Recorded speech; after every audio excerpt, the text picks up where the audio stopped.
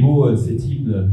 C'est pas l'hymne de l'équipe de France qui joue ce soir, c'est l'hymne de la French Fab qui joue en bleu, les industriels en mouvement, communauté activée par BPI France. Bonsoir, bonsoir à tous. Bonsoir à toutes et à tous. Alors, merci d'avoir répondu nombreux ce soir à notre appel pour la deuxième édition de ce French Fab apéro sous le signe de l'écologie industrielle et du développement territorial durable en Essonne. Donc une initiative menée par l'entreprise Cosmix, Anthony Siddiqui et ses équipes. Je voudrais qu'on les applaudisse parce qu'ils ont bossé comme des fous.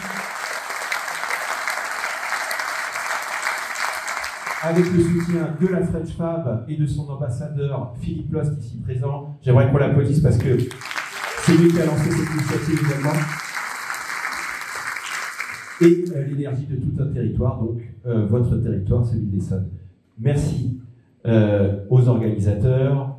On a parlé de Cosmix, de French Fab, de BPI, mais également à l'agglomération Valdière-Val-de-Seine, à la ville d'Épinay-sous-Sénart qui nous accueille ce soir dans ce superbe amphithéâtre, et au MEDEF Essonne. Donc grâce à vous, on va passer un super moment, plein de partage, et ça va être super. Un apéro à 10 personnes, c'est bien. Un apéro à 200 personnes, c'est super bien. Mais ça coûte un peu cher. Alors on va remercier les partenaires de l'événement, Orange France, Dassault Systèmes, Layton, La Fab, Crédit Coopératif et Sofitech, Luco Design, Fanuc, Polivia, Cosmix et BPI France, que vous pourrez retrouver sur leur stand.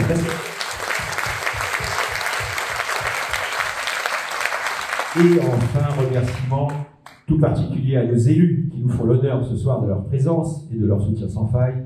Monsieur Durovray, président du conseil départemental de l'Essonne, Monsieur Alouche, qui va certainement nous rejoindre sous peu, maire d'Épinay-sous-Sénart, et Monsieur Gallier, qui était présent tout à l'heure, maire de Brunoy et vice-président de l'agglomération Val-de-Seine, en charge du développement économique. Alors Olivier, c'est la deuxième édition du French Fab Apéro. C'était quoi ta vision, votre vision, quand vous avez lancé cette initiative? Pour nous, c'était de créer un événement, un rendez-vous récurrent pour réunir les acteurs du territoire, les acteurs institutionnels, pour créer une dynamique commune, pour réindustrialiser et développer l'industrie sur le territoire du Val-d'Air, Val-de-Seine et de l'Essonne, parce qu'il y a un mantra que j'aime bien, partagé il y a quelques jours, et qui représente bien ce qu'on est. Tous ensemble, on va plus vite, ensemble, on va plus loin. Donc, de vous réunir ce soir, ça participe de cette dynamique. Et réunir aussi pour construire un avenir meilleur, parce que l'écologie industrielle fait partie des priorités gouvernementales, fait partie de l'action quotidienne d'entrepreneurs engagés et qui veulent aussi faire bouger les lignes. Donc, c'est aujourd'hui, cette seconde édition du French Fab Apéro participe et la suite de cette jeunesse. Alors, pour nourrir une ambition comme ça, il faut de la volonté. La volonté, c'est d'abord celle du département de l'Essonne, et j'appelle Monsieur le Président François Durovray pour nous dire quelques mots sur scène. Monsieur le Président.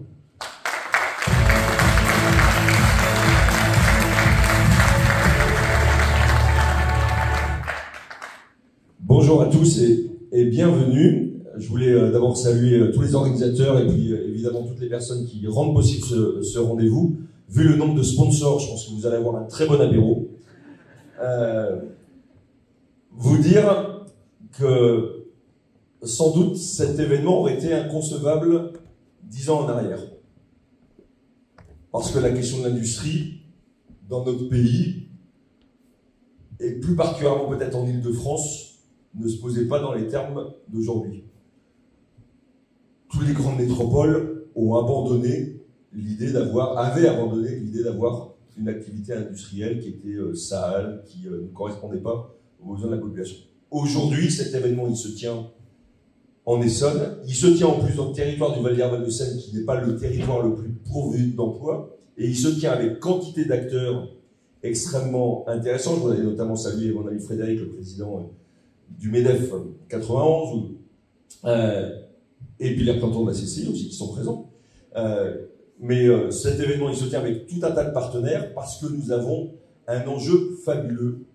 Et je voudrais partager avec vous l'idée qu'on vit une époque assez exceptionnelle, que peu de générations ont pu vivre dans l'histoire de l'humanité, où il y a un basculement comme celui que nous sommes en train de vivre, où l'économie est en train de changer de façon radicale et rapide, où nous passons d'une économie basée sur la puissance des machines, et principalement avec une énergie fossile, vers une économie qui est davantage basée sur l'intelligence, les intelligences, et avec une énergie par la force décarbonée.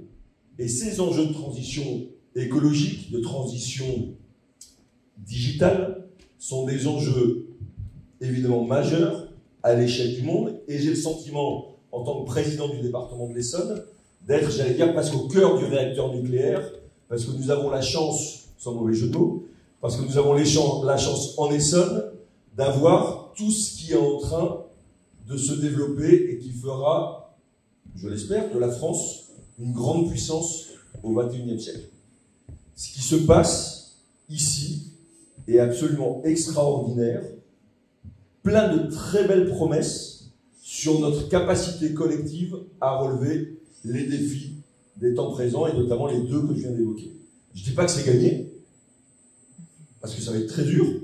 Il y a même un moment où, et on le sent bien dans le débat démocratique aujourd'hui, c'est compliqué, hein, il y a des tensions très fortes, et à chaque période de changement, il y a ces tensions, c'est naturel, mais j'ai foi dans notre capacité collective, j'ai de la concurrence, vous voyez à côté, et un peu de bruit, j'ai foi dans notre capacité collective à réussir à relever ces défis. Il y a tous les jours, je suis témoin de belles actions qui se déroulent. Alors ici, évidemment, sur le Val-d'Herval de Seine, et on va en parler ce soir, mais la semaine passée, j'ai été visiter une start-up, Candela, qui est en train de travailler sur leur ordinateur quantique, et on a la capacité en France d'être leader sur les ordinateurs quantiques, et ça va aller très vite, et ça va complètement révolutionner, évidemment, le calcul tel que nous le connaissions depuis la création de l'ordinateur. J'étais, voici quelques jours, avec les patrons de société concession de nerfs d'autoroute, Vinci. On va avoir, dans un an, en Essonne, les 2 premiers kilomètres d'autoroute avec rechargement électrique par induction. Et je vous donne 2 exemples qui datent depuis mon retour de vacances, mais quantité d'exemples de cette nature. Et donc, lorsqu'on est élu à la tête d'un territoire, notre boulot principal, c'est de faire en sorte de canaliser toutes ces énergies et de rendre possible toutes les initiatives qui sont prises. C'est pas évident dans le contexte actuel, mais on doit expliquer à nos concitoyens qu'il y a cette capacité à réussir, que ça se joue en Essonne, que ça se joue évidemment dans le reste du pays, mais que ça se joue en Essonne. Et je voudrais partager avec vous, pour conclure, ma foi vraiment que nous avons la capacité sur ce territoire de réindustrialiser, parce que le lien indispensable, et d'autres le diront bien mieux que moi, il y a un lien indispensable entre l'enseignement, la recherche académique, les start-up, et Dieu sait si elles sont nombreuses sur le territoire, et la production. Ce lien qui s'était distendu au fil du temps. On avait mis les productions ailleurs, et ça avait même été théorisé, je savais là avec Damien Alouche, le maire des Bénéficents, y compris par des industriels, et c'était d'ailleurs en Essonne, le patron, ça s'appelait Alcatel à l'époque, Turuk en 98 ou 99, qui se targuait de vouloir faire la première entreprise, la première usine sans industrie, enfin première entreprise sans usine, c'était le terme qu'il utilisait. Eh bien, on a complètement changé d'époque et on va avoir la capacité à nouveau de recréer cette ligne. Et en Essonne, nous avons la capacité, parce qu'il y a du foncier, parce qu'il y a une population active qui est formée, parce qu'on a des capitaux, on a la capacité de réindustrialiser le territoire. Ça ne va pas se faire d'un coup de baguette magique, mais je peux vous assurer, en tant que président de département, en tant que président d'agglomération, qu'on est très attentif à la fois repérer les jeunes pousses, et on a la chance d'en avoir dans le Val-d'Herval de Seine. C'était pas forcément le cas, et évidemment Anthony en est un exemple emblématique, mais il n'est pas le seul sur le Val-d'Herval de Seine, ce n'était pas le cas auparavant. donc de repérer ces jeunes pousses, de leur permettre de se développer sur un territoire et ensuite de trouver tous les acteurs permettant leur développement. Et pour ça, il faut aussi du foncier, il faut aussi des partenariats, et c'est ce sur quoi nous travaillons aujourd'hui avec quantité d'acteurs publics, privés. Je voudrais saluer évidemment le rôle très important que joue la BPI depuis plusieurs années maintenant en France, et sous l'impulsion de son directeur général Nicolas Dufour, avec qui j'échange régulièrement et qui est évidemment très attentif à ce qui se passe ici, comme ailleurs d'ailleurs dans le reste du pays, sur la capacité de la France à se réindustrialiser. Donc vraiment en introduction, je voulais partager avec vous ce message d'espoir. Je suis par nature un optimiste combattant, et s'il y a un domaine sur lequel on doit être à la fois optimiste et combattant parce que ce n'est pas fait, c'est sur le thématique que nous abordons ce soir. Donc très bons travaux à chacune et chacun d'entre vous, et puis rendez-vous d'ores et déjà pris pour la 3e édition. Bravo à tous.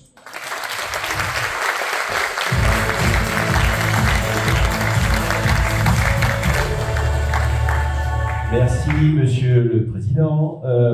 On vient d'entendre la volonté du département, et maintenant je vous invite à écouter la fierté de la ville d'Épinay-sous-Sénard d'être ce soir la capitale économique de l'Essonne, Monsieur Damien Alouche. Bien, bonsoir à toutes et tous, merci beaucoup. Soyez les bienvenus à la MAC. Alors, vous êtes ici à Épinay-sous-Sénard, donc à la Maison des Arts et de la Culture. Bonsoir à chacune et chacun d'entre vous. Maison des Arts et de la Culture qui a été fabriquée, grandement payée par la communauté d'agglomération du Val de Seine.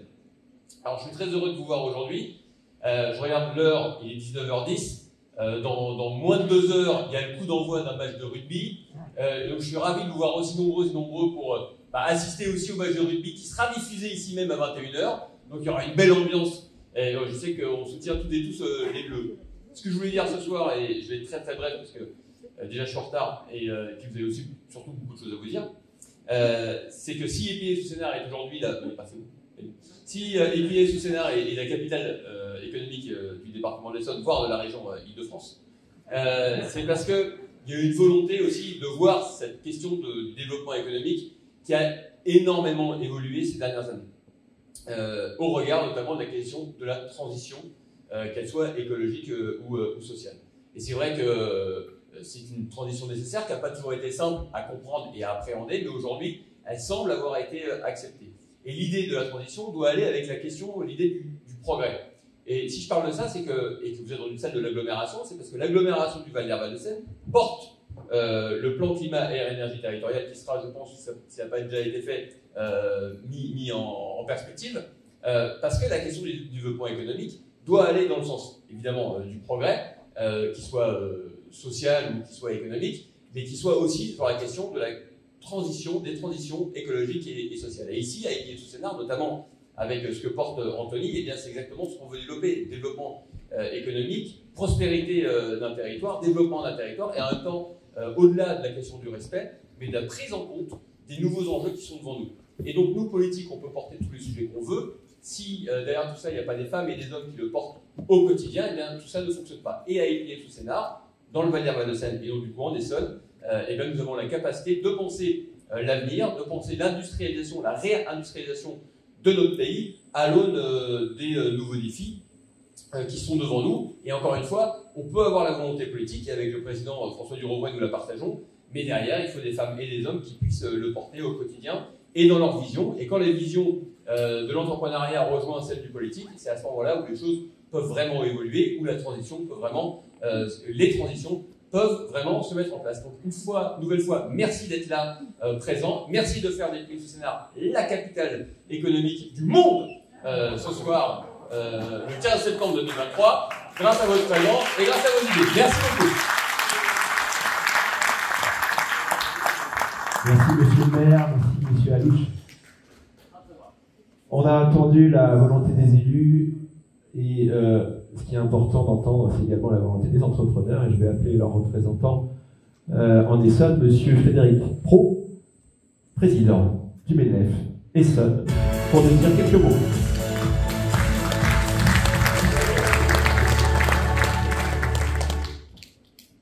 Bon, c'est très difficile de parler avec des gens aussi enthousiastes qui nous ont convaincus qu'on était le plus grand département du monde, n'est-ce pas?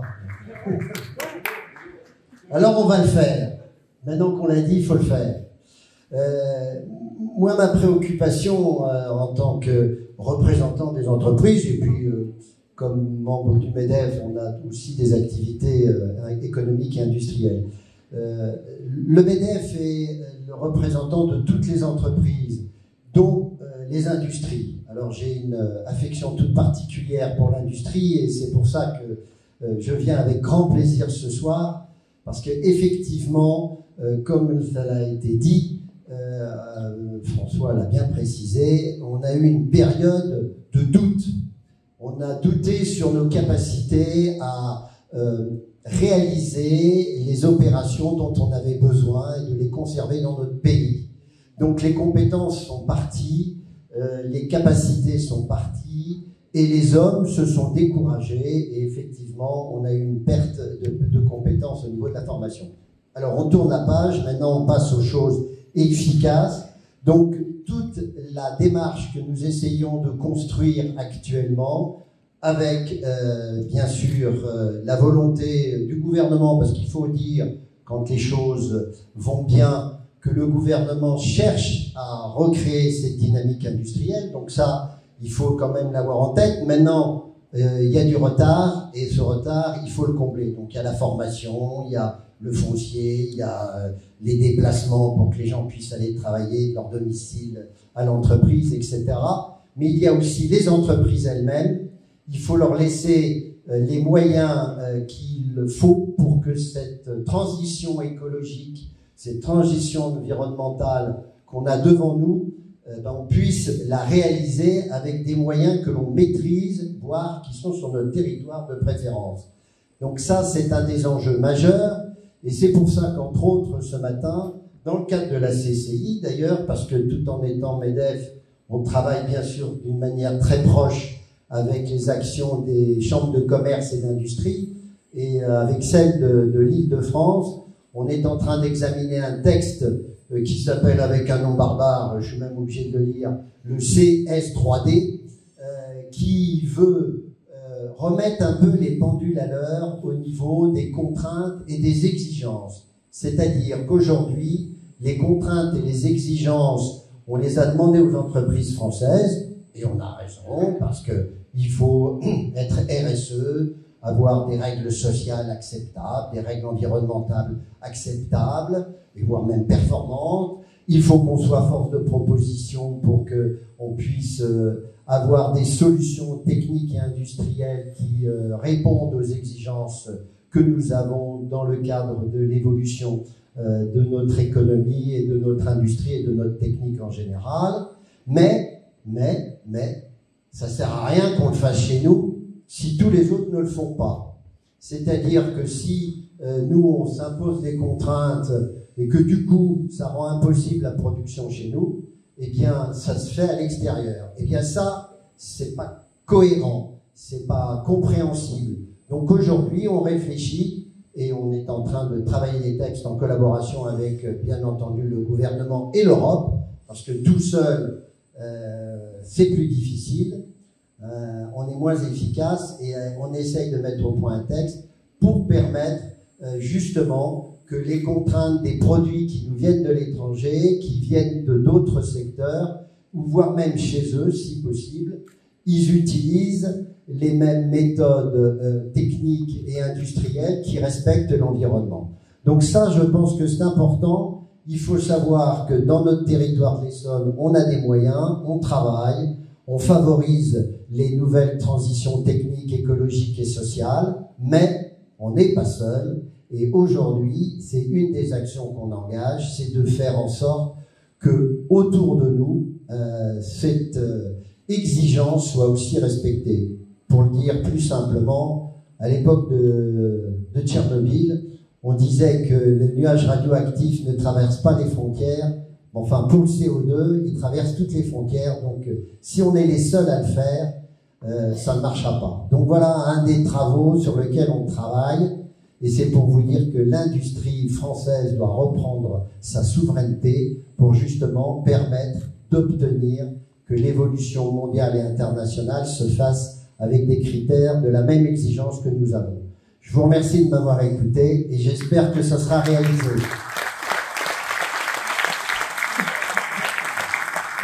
Merci Frédéric, merci président du Regret, merci Damien pour vos interventions où on a posé un peu le cadre général, le cadre politique, la volonté politique. Maintenant, on va aussi voir la première action concrète, mise en œuvre concrète de cette volonté politique qui passe par le plan climat, air, énergie territorial qui nous sera présenté par Éric Anselmet de l'agglomération Val d'Air Val-de-Seine.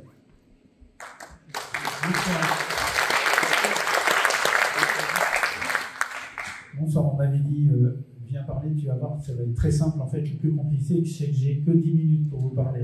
Pour moi, c'est ce qui est le plus difficile.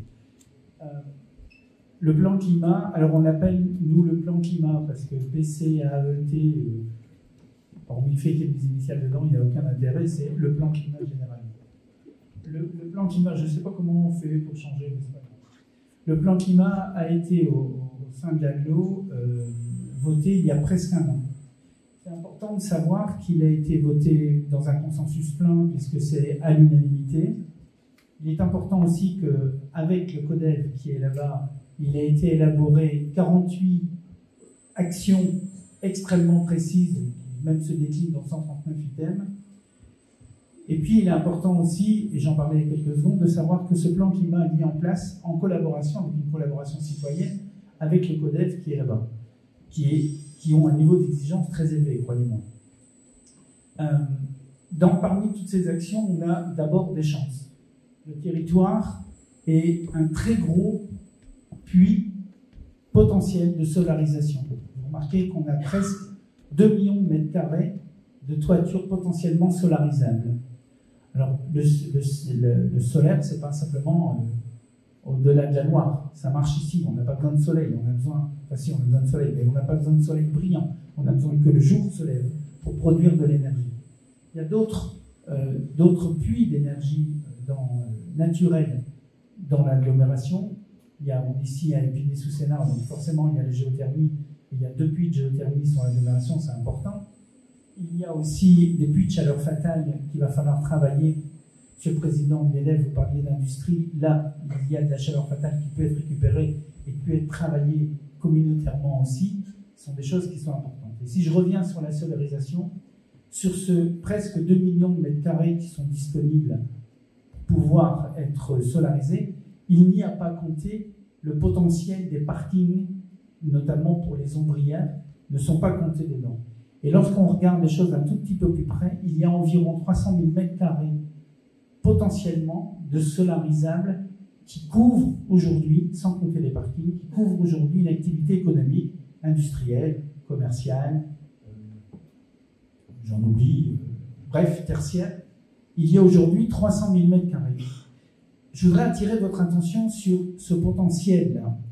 Ce potentiel peut vous apporter des vraies économies d'énergie. Il y a plusieurs manières de faire des économies d'énergie. Soit on fait confiance aux avancées technologiques, donc on change son éclairage, on met des LED, on ne change pas son habitude, on va simplement allumer et consommer moins, même si on ne change pas sa méthode de travail, sa méthode de fonctionnement. Il y a une deuxième possibilité, c'est la sobriété, c'est-à-dire on va descendre à 19 degrés, on va faire attention. Puis il y a une troisième possibilité, c'est de fabriquer soi-même son énergie, d'être plus indépendant, de plus savoir quoi en faire et de savoir la maîtriser. Donc vous avez 3 possibilités d'utiliser l'énergie. Il y a des variantes. Soit vous revendez complètement cette électricité, cette énergie, vous la revendez à un producteur, soit vous l'utilisez pour vous, c'est-à-dire que vous allez autoconsommer ce que vous allez produire. Alors, il y a des variantes, vous pouvez mettre des batteries si vous avez besoin d'énergie la nuit, parce qu'il n'y a pas de soleil la nuit, donc on ne produit pas. Donc vous allez pouvoir mettre des batteries si vous voulez produire la nuit, et puis éventuellement, si dimanche vous êtes fermé, revendre le surplus. Et il y a une troisième méthode de travail qui est l'autoconsommation collective. C'est-à-dire que, d'autant plus que vous avez l'habitude, vous, en tant qu'entrepreneur, vous pouvez créer une personne morale à plusieurs, dans un rayon de 2 km, agréger les installations de tous pour en faire une consommation que vous gérez, vous. C'est vous qui définissez les prix, pas de transport. C'est vous qui définissez une partie du prix entre vous, entre entreprises qui sont dans le même quartier autour de 10 km, de 2 km. C'est de là l'autoconsommation collective qui est aujourd'hui une réalité et qui est même poussée notamment par la loi d'avril 2023 sur l'accélération de la transition énergétique. Enfin, je regarde parce que j'ai peur de passer les 10 minutes, enfin, attirer aussi votre attention sur le fait que quand on parle de solaire ou de solarisation, on ne parle pas simplement d'électricité. Nous sommes à l'agglomération sur un projet en ce moment de solarisation pour venir remplacer partiellement des installations de gaz qui font de l'eau chaude sanitaire et qui font du chauffage. Nous avons donc, et vous avez aussi à votre disposition, la possibilité de faire du chaud et du froid avec des panneaux solaires et pas simplement allumer l'éclairage et alimenter l'ordinateur. Je suis dans les temps ? Ben, nickel. Bah, je suis surpris moi-même en fait. Bon, merci beaucoup. Merci. Alors, je vais vous présenter un duo BPI France French Fab. Il y en a un qui envoie du bleu et l'autre qui envoie du blé. Alors, celui qui envoie du bleu, c'est Philippe Lost, ambassadeur de la French Fab en Essonne, à l'initiative de cet événement. Qu'est-ce que tu as envie de partager ce soir, Philippe ? Oui. Déjà, je suis ravi de cet événement, puisque, comme ça a été dit par le président du département, c'est la deuxième fois. Et effectivement, on a quand même... on est passé par beaucoup d'étapes. Et je trouve que, vu la salle et vu l'enthousiasme qu'on ressent dans cette salle, je trouve déjà que c'est un gros succès. Et juste vous dire ce que c'est la French Fab, après je vous dirai un peu pourquoi mon engagement dans la French Fab. Donc la French Fab, c'est aujourd'hui, je crois qu'on est à 80 ambassadeurs au niveau dans les différentes régions. On doit être à 9000 membres, créés en 2017. Et moi, je trouve que la French Fab a une valeur ajoutée, ou en tout cas un impact par rapport à tout ce qui existe, et qui font aussi un gros travail dans leur réindustrialisation. Finalement, c'est ce que j'ai retrouvé, c'est donne ce supplément à la fois d'énergie et aussi d'âme. Donc je me suis engagé à la French Fab, comme beaucoup d'ambassadeurs et tous les membres, je pense qu'ils ont partagé ça, c'est que on aime l'industrie. Et quand on dit aime, c'est plus qu'une passion, je crois qu'on l'a dans les tripes, on l'a dans le sang. Parce que par rapport à notre histoire, par rapport aussi à son impact dans la société, hein, l'industrie était un facteur de cohésion, à la fois territoriale et sociale. Un facteur d'égalité des chances, moi j'en suis un exemple. Et je crois qu'on a tous à cœur, justement, quand on parlait d'amour, de retrouver ça. Et je sais que on est à un moment un peu charnière, puisque l'industrie doit faire face d'abord à des défis elle-même. On en parlera avec les différents intervenants sur les parties processus, les enjeux de transformation. Mais je crois que nous, ce qu'on a voulu montrer avec Anthony, c'est que l'industrie sans territoire, ça ne veut pas dire grand-chose. L'industrie, encore plus sans la jeunesse, et ça c'est un message très fort que nous on porte au niveau de la French Fab, c'est d'essayer de donner envie à cette jeunesse que l'industrie, justement, elle n'est plus ce qu'elle était il y a 10 ans, 15 ans. Mais par contre, effectivement, nous ce qu'on dit, c'est qu'on prend nos responsabilités, c'est-à-dire que l'industrie est responsable en quelque part historiquement de la situation dont on parle, et on est à un moment charnière parce que on est face à un défi qui dépasse quelque part tous les défis, et c'est ce qui est le thème qui a été mis ce soir, c'est l'écologie, c'est cette transition, mais j'allais dire même il faudrait accélérer cette transition, et qu'on est au devant d'un mur écologique. Et donc, on a besoin, nous, des porteurs d'un message, c'est-à-dire qu'on a besoin à la fois un peu de bon sens, si j'appelle bon sens, c'est la sobriété, Mais en fait, plus il y aura sobriété, plus il y aura, je dirais, on ralentit ce mur qui est devant nous. Mais surtout, on a besoin effectivement d'innovation. Et pour faire l'innovation, vous le savez tous, il faut jouer collectif, il faut faire effectivement écouter les besoins du territoire, jouer collectivement. Et donc nous, on se donne effectivement juste cette ambition de donner voilà, un message, voilà, on est là, on joue collectif et on aime l'industrie. Merci. Donc des communes, il y en a 80 dans toute la France.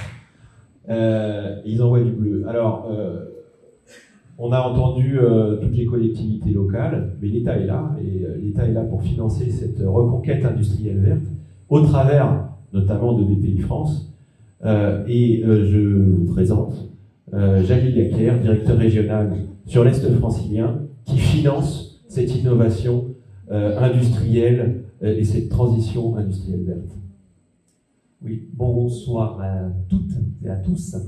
Donc, moi, je suis très heureux d'être ici. La thématique, donc merci à la French Fab, Philippe, et à Cosmix, Olivier, de nous accueillir, parce que c'est une thématique, l'industrie et la transition énergétique, qui est très inspirante. Déjà, elle s'inscrit pleinement dans l'actualité, et puis bien évidemment dans l'avenir. Car nous savons tous ici ce soir, la réindustrialisation, telle que nous en parlons, elle sera verte ou elle ne sera pas. Bon. Parce que nous avons pris un engagement, enfin l'Union européenne et la France, c'est d'atteindre la neutralité carbone en 2050. 2050, c'est demain. Et tous les secteurs vont devoir apporter leur contribution. Et y compris l'industrie qui aujourd'hui représente un peu moins de 20% de l'émission des gaz à effet de serre. Voilà. Après, il y a une bonne nouvelle. Enfin, notre conviction, c'est que la mise en transition de vos activités, finalement, alors certes, elle est impérative, et en même temps, elle est vertueuse. Et elle est vertueuse pour plusieurs raisons. Déjà, la première, c'est que vous allez vous mettre en conformité avec la réglementation. Voilà. Donc, il va y avoir une pression réglementaire de plus en plus forte qui va s'abattre sur les entreprises. Et donc, vous mettre en transition, c'est déjà préparer à faire, enfin, c'est vous préparer et d'éviter justement à subir cette pression réglementaire. Une autre bonne nouvelle, c'est que finalement vous mettre en transition, ça va vous permettre de pérenniser, développer les relations que vous avez avec les grands donneurs d'ordre, qu'ils soient publics ou privés. Ce sont les premiers, ces grands donneurs d'ordre, qui sont soumis à cette pression réglementaire et qui vont finalement la répercuter à toute la chaîne de valeur. Les fournisseurs, les sous-traitants, les partenaires, ce sont vous, ce sont les PME de nos territoires, les entreprises de taille intermédiaire.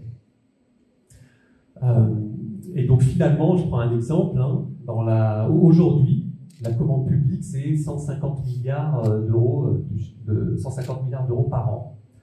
Et il y a moins de 20% d'appels d'offres dans lesquels il y a une clause environnementale. Avec la loi climat et résilience, dès 2026, dans tous les appels d'offres publics, il y aura une clause environnementale. Voilà. C'est déjà le cas. Voilà. Donc l'objectif, c'est quand même de bien vous préparer pour, ne serait-ce que pouvoir continuer à candidater à ces appels d'offres publics et puis continuer à être référencé via les grands donneurs d'ordre privés, en tout cas de ne pas risquer le déréférencement. Voilà. Une autre bonne nouvelle, c'est que vous mettre en transition, ça va vous permettre de consolider vos appuis financiers. Parce que les banques, la BPI, mais l'ensemble des banques commerciales, tous les fonds d'investissement sont soumis à la taxonomie, sont soumis à la pression réglementaire et vont être de plus en plus regardantes sur les activités, sur vos activités. Et donc finalement, il y a celles qui vont se mettre en transition et qui vont continuer d'avoir accès au crédit dans de bonnes conditions financières, dans de bonnes conditions de durée et de garantie, et celles qui ne se mettront pas en transition et qui vont avoir de plus en plus de mal à lever des fonds.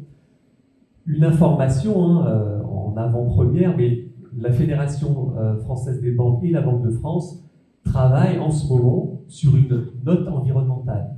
Vous, en tant qu'entrepreneur, vous avez une note de crédit. Demain, vous aurez une note de crédit qui va mesurer le risque de crédit, mais également une note environnementale pour que finalement les banques puissent savoir où est-ce que vous en êtes dans votre transition. Et un dernier point sur la transition, c'est que on a parlé tout à l'heure d'emploi, et c'est vrai que dans un contexte de pénurie de l'emploi qui va s'accentuer, hein, quand on lit toute la presse, l'INSEE, quand on tire les perspectives entre tous les ingénieurs, techniciens, opérateurs que l'on va former, les besoins de l'économie, les départs en retraite, cette pression sur l'emploi va s'accentuer. On va manquer, à horizon 2030, de 50 000 ingénieurs. Voilà. C'est un fait. Donc, dans ce contexte-là, comment vous, chef d'entreprise, vous allez attirer les jeunes talents? Et donc, finalement, se mettre en transition, ça peut être des arguments pour attirer des jeunes qui sont de plus en plus sensibles à la cause environnementale, donc de les attirer et puis finalement de fédérer un projet autour de l'environnement. Donc attirer et pérenniser. Bon, une fois que j'ai dit ça, que fait BPI pour vous, les chefs d'entreprise, et pour vous accompagner dans cette transition? Alors, il y a tout notre catalogue d'offres, il est très dense, très complet, hein, je vais pas le citer ce soir. Nous avons un stand où nous pourrons discuter et zoomer sur certains produits, mais je voudrais que vous reteniez 3 choses. On peut vous accompagner via des diagnostics, nous pouvons vous accompagner via des accélérateurs, et 3e point, nous pouvons vous financer la transition énergétique. Les diagnostics, il y en a plusieurs sur la dimension climat, je vais en citer 2. Diag Ecoflux, nous avons des consultants, on les met à votre disposition, ils viennent dans votre site de production, le consultant analyse l'ensemble des flux, eau, énergie, matière, déchets, fait des préconisations pour réaliser des économies. C'est concret, et dans l'ensemble des diagnostics Ecoflux que nous avons déployés, en règle générale, il faut compter 45 000 € d'économies par an. Voilà, c'est du concret, c'est du sonnant, du trébuchant. Un deuxième diagnostic, le diagnostic décarbonation, ça n'est rien d'autre que le bilan carbone. Aujourd'hui, toutes les entreprises de plus de 500 salariés ont cette obligation de rédiger leur bilan carbone. Ce n'est pas le cas pour les TPE et les PME. Moi, je vous invite vivement à le faire parce que ça vous prépare à tout ce que j'ai indiqué, à la pression réglementaire. Donc ça ouvre le champ de réflexion, ça embarque l'ensemble de vos équipes et vous préparez l'avenir. Donc le bilan carbone, nous le faisons sur l'ensemble des scopes, donc c'est un bilan très complet, les 3 scopes, 1, 2, 3. L'accélérateur, qu'est-ce qu'un accélérateur? En fait, c'est une promotion de chefs d'entreprise, en général une vingtaine de chefs d'entreprise, et c'est un programme qui s'articule autour de 3 piliers, hein. La formation, le conseil et la mise en réseau. Bon, la formation, c'est que nous travaillons avec des écoles de commerce, là l'objectif, c'est finalement de nourrir votre réflexion stratégique, que vous puissiez prendre du recul, et vous puissiez travailler à bâtir de nouvelles stratégies sur l'industrie du futur, sur la transition énergétique, etc. Premier point. Deuxième point, le conseil. Voilà, nous travaillons avec tout un réseau de consultants qui sont experts dans des domaines et nous les mettons à votre disposition pour vous aider dans la transition énergétique, mais pas que, la performance organisationnelle, la performance commerciale, la démarche internationale, etc. etc. Et puis la mise en réseau, déjà lorsque vous intégrez un accélérateur, vous faites partie d'une promotion d'une vingtaine de chefs d'entreprise et vous rejoignez la communauté des accélérés des BPI France qui compte aujourd'hui 3500 membres. Voilà, et dernier point, le financement, parce que la transition ça coûte, même si c'est un investissement, donc ça coûte, mais nous avons des prêts pour vous financer, donc des prêts longs sur 10 ans, sans garantie, ni sur les actifs de vos entreprises, ni sur vos patrimoines. Et on intervient en cofinancement avec les banques à hauteur de 1 pour 1. Voilà ce que je voulais vous dire. Donc voilà, transition impérative mais vertueuse, nous vous accompagnons, diagnostic, accélérateur, financement. Voilà. Je vous remercie. Merci David. Donc rendez-vous tout à l'heure sur le stand depuis tout à l'heure, on parle de collectif. Et quand on parle de collectif, on peut parler aussi de filière. Caroline Chaussard, vous êtes la directrice RSE de la filière Polyvia, donc la filière de la plasturgie, qui est pas qui est pas connue peut-être pour son côté vert. Alors comment vous verdissez justement, étonnez-nous, cette filière? Bon, je vais essayer de ne pas vous décevoir. En tout cas, Moi, je suis ravie d'être là parce que c'est vrai que donc Polyvia, c'est l'union professionnelle des transformateurs de polymères. Donc, on se trouve entre les fabricants de matières plastiques et les donneurs d'ordre. Notre ambition, c'est effectivement, alors j'ai entendu un mot qui était le collectif, et effectivement, c'est d'embarquer à la fois toute la chaîne de valeur des producteurs de matières premières jusqu'aux recycleurs, régénérateurs. Donc c'est bien un projet collectif d'accompagner et de transformer la filière. Je vais essayer de vous expliquer comment, et puis de promouvoir aussi les polymères et les composites qui, je pense, vous le savez tous dans vos vies peut-être plutôt personnelles, les plastiques font souvent l'objet de bashing. Parfois à raison, mais également à tort. Et donc voilà, je voulais vous parler un petit peu de ça ce soir. Donc simplement, on représente à peu près 80 000 emplois sur 130 000 en France parmi les transformateurs de la plasturgie. On s'est engagé à travers un livre blanc. Ce sont des premiers engagements, mais qui n'ont rien d'originaux. Mais en tout cas, on s'engage à décarboner la filière et d'adopter, de pousser une démarche d'économie circulaire qui va participer à la décarbonation. Et voilà, on tient également à mentionner qu'on pousse très fort vers la réduction, l'élimination. J'ai pas marqué l'élimination parce qu'en fait, on parle d'un phénomène mondial.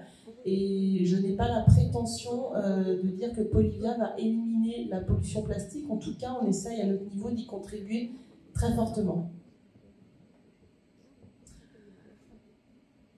Alors là, j'ai pris quelques exemples pour vous. En fait, l'objectif, c'est plutôt de se dire, ok, les plastiques, on les utilise dans l'emballage, et c'est là qu'on peut tous lire que le plastique, ça pollue, le plastique, on n'en veut plus. En revanche, chez Polyvia, on représente l'emballage, on représente aussi le bâtiment, on représente aussi l'automobile, la santé et d'autres domaines, ce qui permet aussi d'envisager de prendre un petit peu de hauteur. Je pense que si je demandais à tout le monde de retirer tout ce qui est en plastique sur eux ce soir, vous repartiriez avec peu de choses. Et donc voilà, je voulais souligner que les plastiques, en tout cas, peuvent permettre de l'innovation dans le milieu de la santé, par exemple, avec un cœur artificiel, parce qu'ils durent longtemps, parce qu'on sait les rendre, je trouve plus le mot, enfin en tout cas on sait les stériliser. Dans les télécommunications également, c'est des matériaux qui sont légers, qui on s'est donné une forme particulière, donc voilà, c'est un matériau qui est un vecteur d'innovation. Dans l'aéronautique, l'automobile, on participe à l'allègement des véhicules. Et j'ai lu dernièrement un article qui prévoit de taxer des véhicules au-dessus d'un certain poids. Et donc là encore, on va pouvoir continuer à contribuer à l'allègement de ces éléments. Et donc je vais parler de l'emballage en dernier, parce que ce que je voulais dire, c'est qu'il y a le plastique, il y a son impact environnemental, et il y a aussi ses fonctionnalités. Et la manière dont on va regarder les plastiques, c'est effectivement quelle est leur place juste dans tous les domaines. Pas forcément, je ne suis pas venue dire que le plastique c'était fantastique, ça c'est facile. Mais voilà, et donc quand on arrive à l'emballage, qui est le secteur le plus délicat, effectivement, on n'a pas tendance à regarder les externalités positives qu'un emballage plastique peut amener à faire. Et donc, je vais peut-être m'attarder sur une boîte de carottes râpées, ça pourrait être autre chose, mais simplement, un emballage, ça permet de conserver plus longtemps, par exemple. Et donc, quand je vais conserver plus longtemps, je vais limiter le gaspillage alimentaire. Et finalement, la nourriture que je ne vais pas jeter, je ne vais pas gâcher les émissions carbone, l'eau, toutes les ressources que j'aurais utilisées pour fabriquer cette nourriture. Donc voilà, bien garder en tête la fonctionnalité. Bien sûr, on a une stratégie en 3 R que vous avez peut-être déjà entendu, qui est de réduire, de réemployer, de recycler, avec une activation à la fois nationale et locale. Mais dans la réduction, on s'engage à réduire notre dépendance aux matières fossiles. Donc on a une ambition à moins 25% d'ici 2025, et la réglementation, comme vous évoquiez, va nous pousser vers des taux de 65%, pour l'instant en discussion sur l'emballage d'ici à 2040. Donc voilà, mettre des matières premières recyclées, ça veut dire des gisements disponibles, ça veut dire plein de choses. C'est encore une fois un travail collectif. Et puis à travers l'éco-conception également, voilà, ce sera un concept qui sera développé ensuite. Mais donc on cherche bien sûr à réduire. Réemployer, quand on donne vie plus longtemps à un objet en plastique, un objet ou dans n'importe quel domaine, et bien on va pousser l'usage qui va nous amener à économiser parfois des émissions carbone ou des ressources, et qui va permettre aussi de diminuer la quantité de déchets. Un petit point sur le recyclage, et donc le recyclage, c'est assez intéressant d'en parler parce qu'il y a tout ce qu'on connaît. Donc aujourd'hui, c'est pas 80% des plastiques, mais 80% des emballages plastiques ont leur filière de recyclage. Depuis le mois de janvier 2023, on peut mettre tous les emballages dans un bac jaune, ce qui permet à la fois de massifier les filières qui existent et qui permet d'en développer de nouvelles. Donc aujourd'hui, dans les 80%, il y a 65% de filières existantes et qui fonctionnent bien, 15% qui vont être à horizon 2025 effectives, et donc 20% sur lesquels on fait de la recherche, mais c'est important de mettre tous ces emballages pour procurer des gisements et favoriser la recherche. Et donc on entend tous parler du recyclage et d'entreprises qui sont spécialisées dans ce domaine-là. En revanche, il y a pas mal de... Si je dépasse le temps, tu me dis, je l'accélère. Voilà, je finis juste avec l'importance des initiatives locales, puisque sur du recyclage, on a des industriels qui mettent en place des boucles, par exemple sur des éléments en plastique pour emballer les bottes de foin. Et ben, l'industriel qui les produit s'organise pour les récupérer, s'organise pour les recycler sur un plan national et refabriquer des nouvelles bâches plastiques pour les bottes de foin. On a un exemple de filet de pêche aussi dans l'Ouest qui permet de fabriquer des fils pour l'impression 3D. Ce qui nous fait la transition, puisque je viens de me poser la question, quelle est la contribution d'acteurs comme Cosmix et de cette fabrication additive dans l'économie circulaire. En tout cas, un des gros points que je vois sur lequel il y a un gros potentiel, c'est la réparabilité par la liberté de forme, la liberté de matière. On va pouvoir prolonger la vie de beaucoup d'éléments. Le fait de pouvoir fabriquer sur mesure, en petite quantité, pour moi, c'est une grande force. Et évidemment, le fait de pouvoir faire circuler des fichiers d'un endroit à l'autre de la France. Alors, je ne vais pas me lancer dans la comparaison digitale et les émissions carbone, mais en tout cas, voilà, ça permet de localement fabriquer des pièces et de faire de l'émulation sur le territoire, et tout en limitant quand même des flux de marchandises, des flux d'outillage, etc. Donc voilà, je pense qu'il y a un vrai potentiel à ce qu'on travaille aussi avec des acteurs comme Cosmix sur l'économie circulaire. Merci beaucoup, Caroline. Qui facilite la transition vers la micro-usine qui travaille très gentiment depuis tout à l'heure. Elle fait un petit peu de bruit, mais au moins elle est active. Et donc, on a vu tout le cadre général, ce collectif d'action, le plan d'action, de filière, mais maintenant on a aussi les industriels qui sont en action.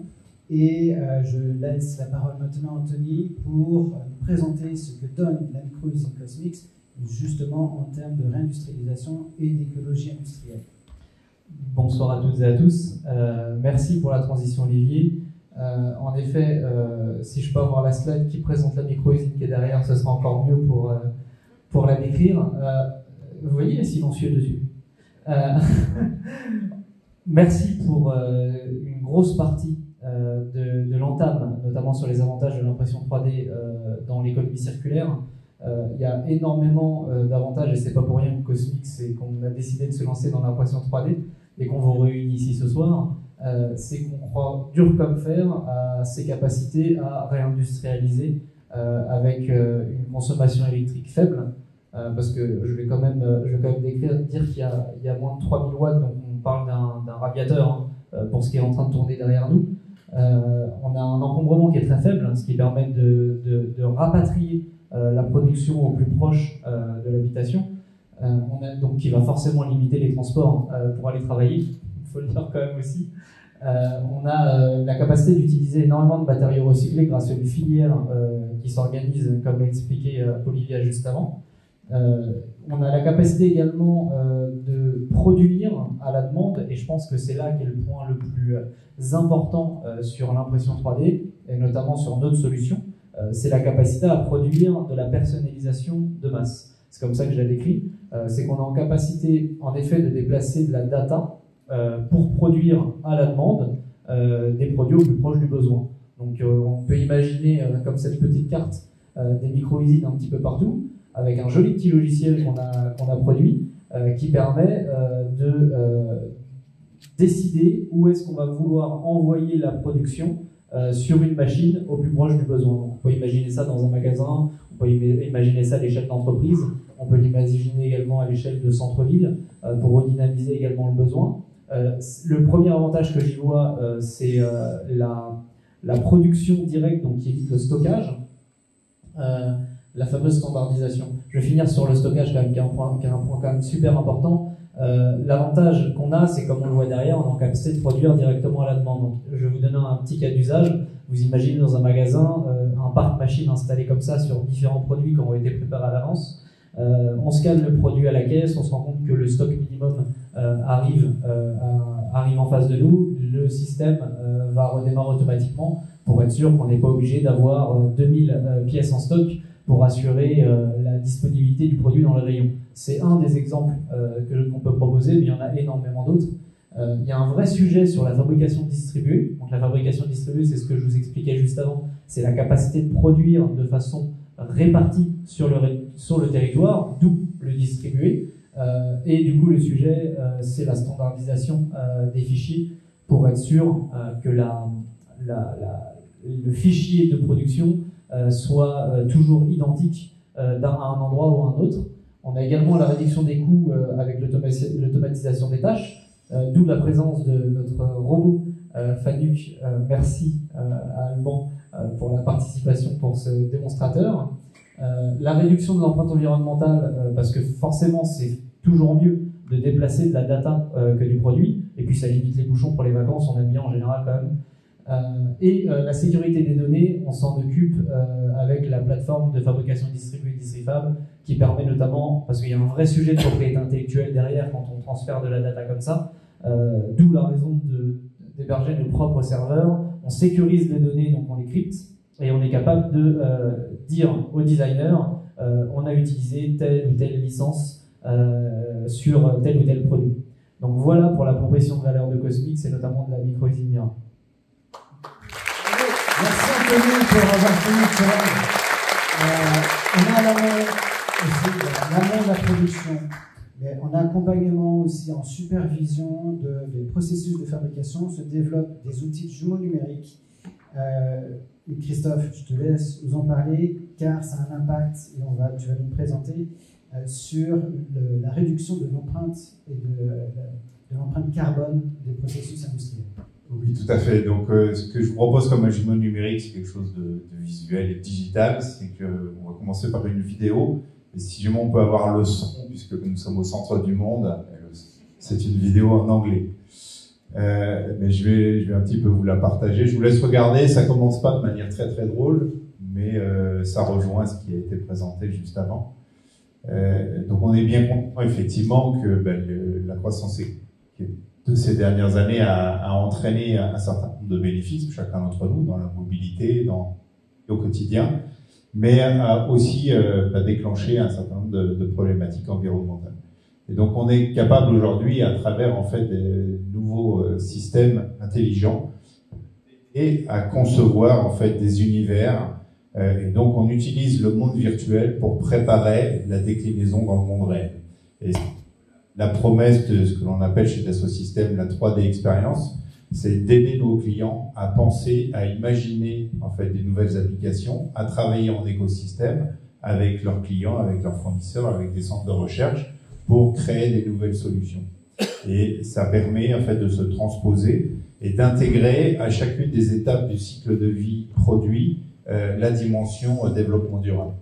Et donc c'est pour cela qu'on pourrait se dire d'un certain sens que finalement le meilleur moyen de ne pas consommer l'électricité, c'est éteindre l'ordinateur ou éteindre le cloud, mais on peut aussi se dire qu'en fait en l'utilisant, en remettant en cause un certain nombre d'habitudes et d'usages, eh bien on va avoir un impact en fait positif sur l'ensemble de la chaîne.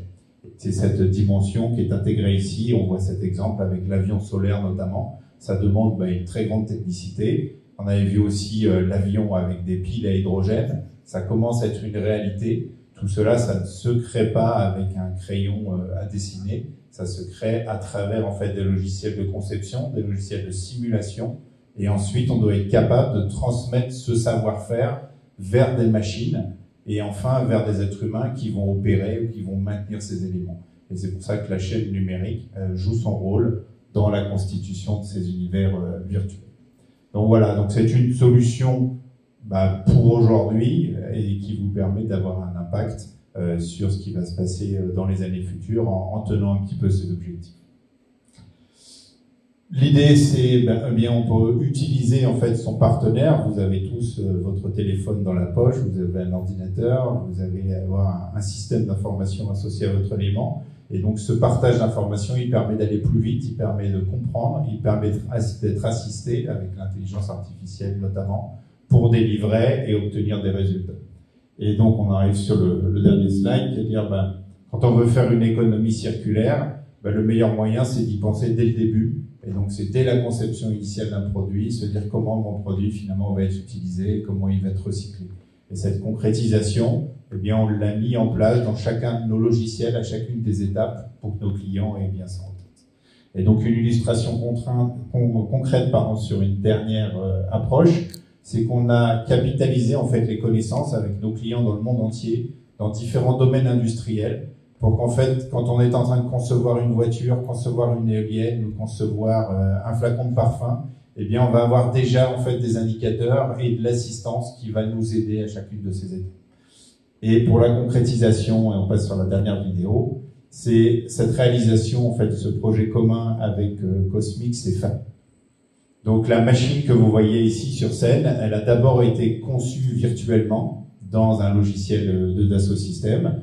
On a défini qu'elle allait être un petit peu le scénario du robot, comment il allait pouvoir se déplacer, à quel rythme il allait pouvoir venir récupérer une pièce une fois qu'elle a été fabriquée, quelle allait être la cinématique de ce robot pour éviter de toucher un humain ou de toucher un démontant. Et ensuite, on l'a fait tourner pour simuler quelle pourrait être la productivité d'une telle plateforme. Et une fois que ces différents éléments sont définis, on transmet l'information vers le monde réel. Et là, on retrouve le savoir-faire de Fanuc sur la robotique et le savoir-faire de Cosmix en termes de procédés pour réussir effectivement à créer les pièces au fur et à mesure. Voilà un exemple concret. Merci Christophe. Et justement, pour revenir au concret, pour revenir au physique, avec la robotique a aussi sa place dans le processus industriel, la place à Allemand et à Fanuc. Merci Olivier. Alors, je me lève parce que je vais faire une intervention un peu participative, parce que le robot, il a parfois des clichés, des idées un peu conçues, mais il a aussi beaucoup d'intérêt. Donc j'aimerais déjà vous interpeller tous sur les idées que vous avez sur la robotique. Pour lancer la réflexion, j'ai mis quelques questions, quelques points clés. Si je vous dis robot, quel est le premier mot qui vous vient à l'esprit? Il n'y a pas de mauvaise réponse. Hein. Pas humain, super, ça je le voulais, super, merci beaucoup. Quoi d'autre? Pardon? Le méthane? Le gaz? Ah, le métal, pardon, ok. Automatique, on va dire automatisation. Intelligence artificielle, ok. Terminator. Alors dans intelligence artificielle, est-ce que vous imaginez par exemple tout ce qui peut être lié à la programmation du robot? C'est ça que je dois comprendre? Ok, donc, programmation du robot, intelligence artificielle. Quoi d'autre? Ça aussi c'est top. Vous avez entendu? Réduction des troubles musculo-squelettiques TMS, donc tout ce qui va être tâche répétitive. J'avais exosquelette, effectivement, on est dans le même esprit. La cobotique, effectivement, ça fait une bonne transition aussi sur la cobotique. Alors, il y a aussi l'aspect social, on en parlait tout à l'heure, avec l'acceptation, le fait de voir pour des entreprises locales arriver des robots, des machines, des bras. Forcément, les opérateurs se projettent puisque c'est leur bras droit ou leur bras gauche qu'on vient potentiellement remplacer par la mécanique que vous voyez sur la micro-usine. Alors, Du coup, on va passer au slide suivant. Et toutes ces idées, je vous en remercie, exposées, je les ai remises sous forme de bulles autour du robot, autour des femmes et des hommes d'industrie, c'est hyper important, et effectivement l'aspect social. Je vais faire un crochet sur la partie robot, puisque c'est notre métier de cœur. Le côté pas humain, qui a été le premier qui a été dit, et vraiment merci pour ça, c'est notre combat quotidien sur le terrain, puisque la philosophie même du Kobo n'est pas de supprimer le travail ni l'emploi, mais bel et bien d'accompagner, d'assister l'opérateur dans ses tâches quotidiennes, dans ses tâches répétitives. Et dans ce cas-là, dans l'aspect social, on va avoir l'acceptation, on va avoir également le côté compagnon du robot qui sont fondamentales. Et ces deux aspects-là, en fait, au quotidien, on invite toujours les responsables de production, les chefs d'entreprise, à repenser et à intégrer dès le démarrage les opérateurs dans le fondement même de la réflexion robotique. Le Kobo, on l'a dit tout à l'heure, je pense que vous l'avez lu, Kobo c'est la contraction de Collaborative Robot. Le Kobo se veut le compagnon idéal de l'homme. Donc l'exosquelette peut être représenté dans le Kobo. On a des applications d'ailleurs en Ile-de-France, c'est pas la capitale, donc je ne vais pas la citer, mais on a des applications où on se sert du robot comme application zéro gravité, c'est-à-dire que c'est le robot qui sustente complètement la pièce pour la présenter en position ergonomique à l'opérateur. C'est un exemple. On va également avoir la montée en compétence des opérateurs, c'est notre discours quotidien, de manière justement à ce que les opérateurs se disent bah, ok, le bras va retirer une partie de mon temps horaire sur la journée, mais chouette, le matin, au lieu de me lever, de me mettre derrière mon volant pour aller bosser et puis de lever 15 kilos toutes les 30 secondes, et ben, je vais passer une formation. FANUC, nous on est dans l'Essonne, on est organisme de formation certifié et on accompagne également les sociétés par la formation à devenir opérateur, programmeur de robots industriels. Et le dernier aspect sur lequel j'ai envie d'insister, c'est le noyau, c'est l'humain. Puisque sans la réflexion humaine, sans la créativité de l'humain, il n'y a pas toute cette partie automatisation. Évidemment, l'automatisation répond aujourd'hui à une contrainte de vouloir produire plus vite, etc., etc. Mais il ne faut pas oublier également que l'humain est bien content qu'on lui retire à nouveau les tâches répétitives, mais qu'on conserve son emploi en local de par la compétitivité des entreprises. Donc le robot a tout son sens là-dedans. Merci à vous. C'est pas fini. Non, mais moi on me donne un micro, tu m'as fait une fausse joie. Moi j'y vais. Alors là c'est une vidéo qui permet de mieux se projeter sur un bras robot. Évidemment, vous envoyez un tourné, mais tout ce qui va graviter autour. Là, on voit par exemple un robot qui peut être complété d'une caméra pour apporter un aspect visuel, un aspect contrôle. J'étais la semaine dernière dans une société qui fabrique du verre. À longueur de journée, vous avez un opérateur qui voit des flacons défiler, parce qu'aujourd'hui, on n'a jamais réussi encore à trouver la solution technique pour faire son boulot. Donc l'humain est encore au cœur, mais la fatigue oculaire nécessite un changement de l'opérateur toutes les 20 minutes. Je vous laisse imaginer la chose. Et donc, voilà, c'est par cette solution imbriquée, etc., que la cobotique et la robotique permettent de relocaliser et de conserver l'emploi et l'industrie en local.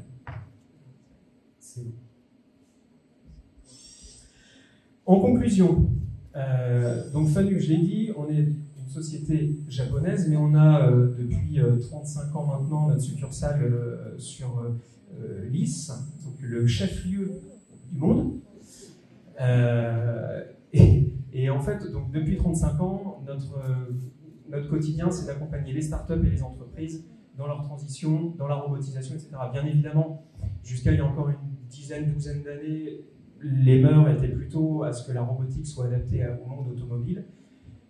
Depuis à peu près, ce que je disais, une dizaine d'années, la facilité de programmation de par le jumeau numérique, etc., de par les facilités de programmation via des tablettes, via du système d'icônes, etc., ont vraiment permis de prendre plus facilement en main ces outils et forcément de créer, de susciter chez les industriels en local l'idée et l'accessibilité du moyen robotique. Venons-en maintenant à l'expérience Cosmix qui a été particulièrement rythmée puisque notre collaboration a démarré il y a à peu près 8 mois.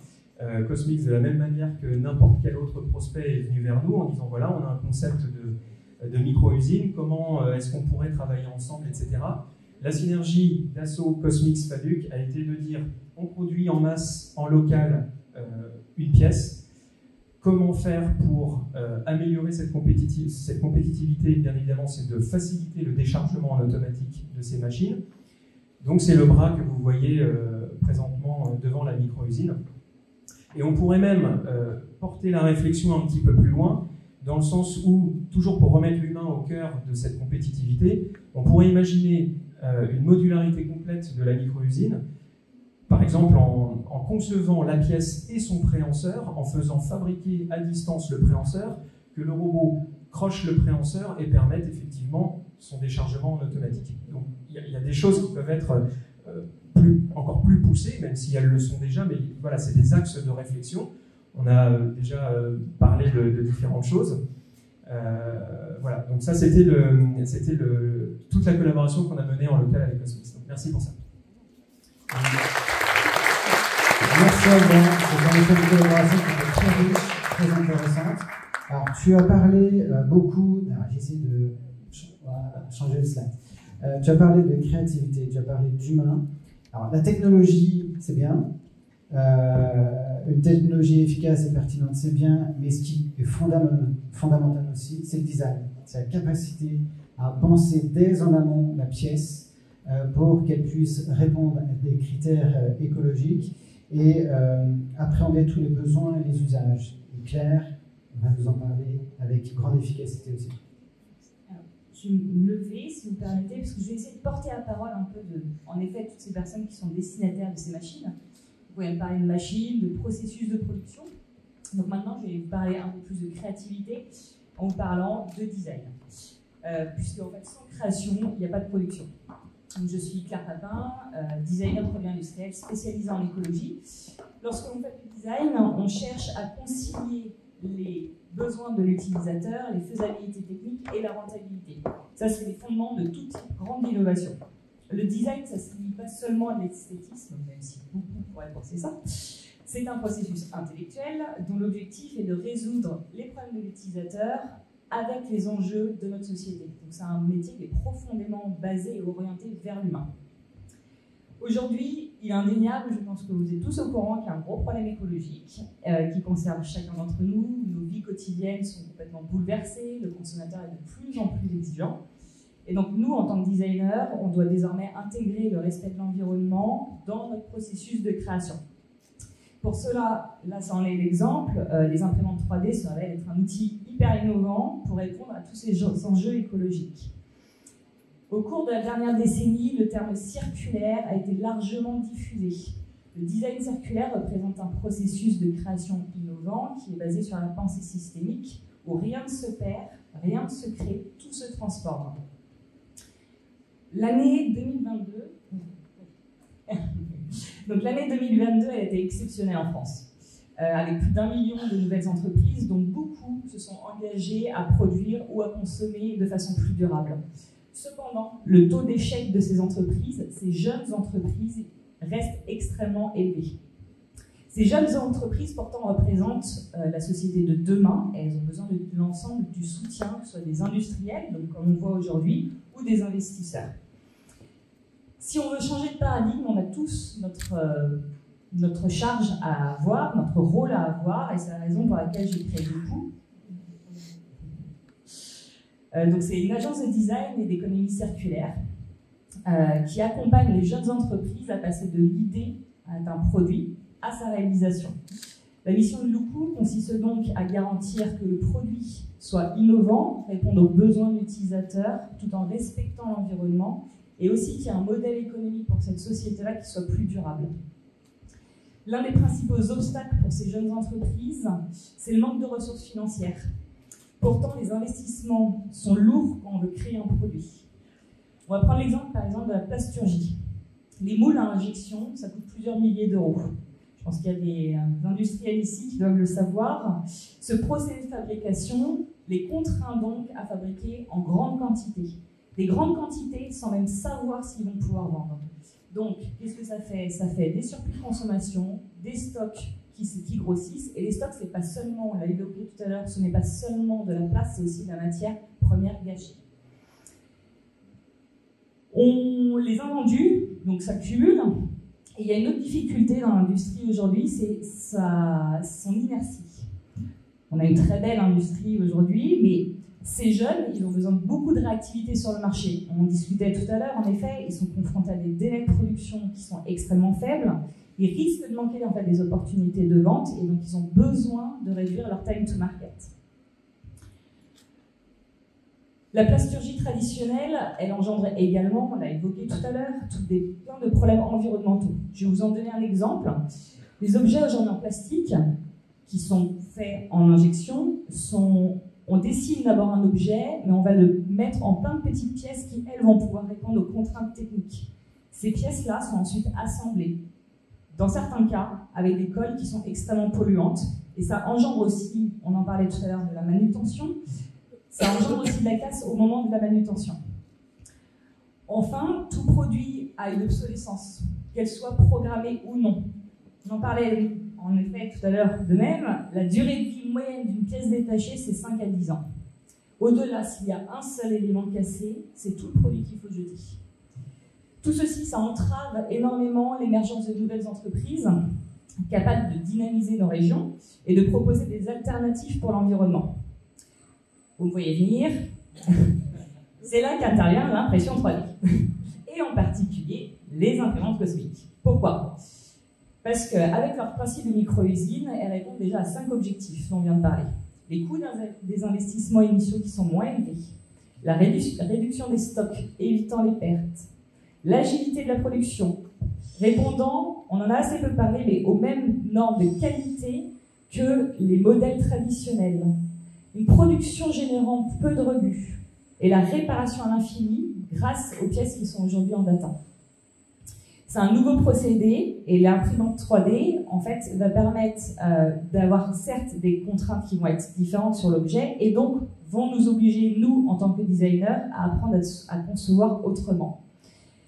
On pourrait le voir comme une nouvelle contrainte sur notre métier, mais pas du tout. En fait, ça nous ouvre un nouveau monde d'opportunités. Pour illustrer ça, je vais vous présenter l'échiquier qui a été réalisé par Cosmic. Donc, à la base, c'était l'échiquier qui représentait, c'est une réplique de l'échiquier de Charlemagne. Donc, ça a été suite en fait à leur participation à la grande exposition de la fabrique en France, en France. Cosmic qui a été choisi pour réaliser 16 pièces d'échecs qui ont été offertes et remises en offrande par le président Macron au Premier ministre indien lors de la dernière fête nationale. Ces pièces n'auraient pas pu être réalisées en injection, dû, vous le voyez bien, à toutes les courbes, les trous, les aspérités qui sont dedans. Elles ont été imprimées donc grâce à l'imprimante que vous voyez ici, et elles offrent une finition qui est absolument remarquable et surtout qui est extrêmement authentique. Donc cet exemple montre bien qu'en fait, l'impression 3D, pour nous en tant que designer, elle va offrir une multitude de possibilités et de productions parce qu'il y a une multitude de formes qui nous sont proposées. Donc ça va favoriser notre créativité. Loukou, en collaboration avec Cosmic, a créé un consortium composé d'experts où à l'aide d'outils comme les analyses de cycle de vie, on va s'assurer et déterminer que l'intérêt écologique et économique de l'imprimante 3D soit là pour les jeunes entreprises que j'essaye de soutenir et les industriels. Tous ont désormais l'opportunité d'élargir leur gamme de production et d'explorer de nouveaux marchés. Aujourd'hui, après des années où notre industrie s'est fait gentiment détricoter, par l'ultra-mondialisation, on a perdu la proximité, on a perdu ce lien humain. Pourtant, comme le disait Olivier tout à l'heure, seul on ne fait rien, ensemble on va loin. On a la force et l'innovation en France pour avancer avec une révolution industrielle, j'ose le dire, heureuse, une 4e révolution industrielle où chacun peut devenir acteur d'un développement territorial durable. Bravo. Très inspirant. Très inspirant comme présentation. Merci à vous toutes et à tous d'avoir tenu le challenge de ces présentations, de cette mise en perspective et application concrète. Ce que je vous propose, c'est que par la suite, où vous aurez directement l'occasion d'échanger, de poser toutes vos questions à nos experts ici présents. Et j'appelle juste pour un mot de conclusion, un remerciement Anthony et Philippe pour venir clôturer la soirée. Oui, enfin, démarrer la présentation. La soirée, la vraie soirée va commencer tout à l'heure.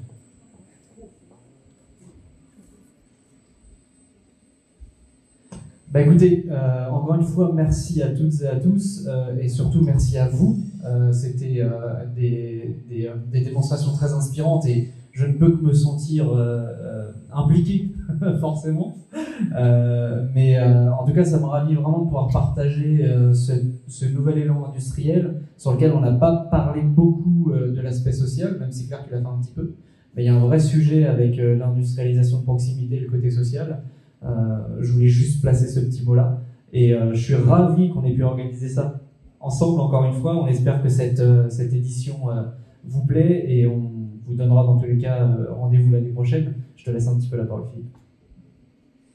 Moi, je vais remercier tous les organisateurs parce que c'est Cosmix qui nous accueille et franchement, on peut les applaudir parce que on ne sait pas tout le qu'il y a derrière, mais c'est énorme, on peut en témoigner. Et franchement, quand on voit le résultat de l'organisation, on essaye de toujours innover, hein, on se refait pas, Anthony.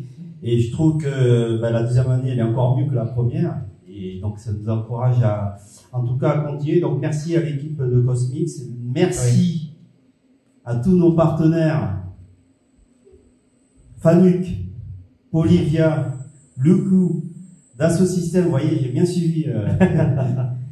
BPI France, qui est extraordinaire parce qu'on sait que pour tous les entrepreneurs, vous le savez, ils font un très gros travail et on est honoré vraiment d'avoir une présence ici dans l'Essonne en particulier, puisque le secteur est très grand de Djali. Et puis évidemment, on termine par l'agglomération, oui, le territoire, parce que tout part de là en fait. Hein, c'est l'histoire qu'on est en train d'essayer d'initier ici pour montrer que tout ce qu'on peut fédérer, la preuve en est ici, dans un territoire comme Val-d'Hier, Val-de-Seine, en fait, c'est pour montrer que tout est possible, puisque qui pouvait imaginer qu'un territoire comme Val-d'Hier, Val-de-Seine puisse accueillir un événement French Fab. C'était un peu un pari fou, hein, Anthony. Nous, on y a cru, en tout cas. Voilà, on porte ça et on est heureux avec les sponsors qui vont nous rejoindre aussi sur la scène, partager ce moment-là, partager ce cri du cœur de l'industrie. Et on n'est qu'au tout début. Exactement. Et merci de souligner, je vais également passer le message aux équipes. Merci beaucoup aux équipes. Merci Elsa, Emmanuel, Régis, Corentin, Geoffrey, Christophe. Bravo, ils sont restés derrière. Simon, je vous embrasse tous. Alors, je sais que vous avez très soif et que tu m'as coupé l'herbe, le coq vert sous le pied, pour remercier vraiment chaleureusement toute l'équipe, Elsa, Emmanuel, mais aussi Christelle de l'Aglo.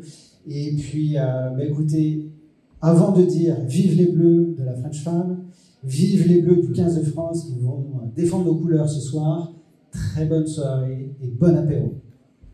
Merci à vous.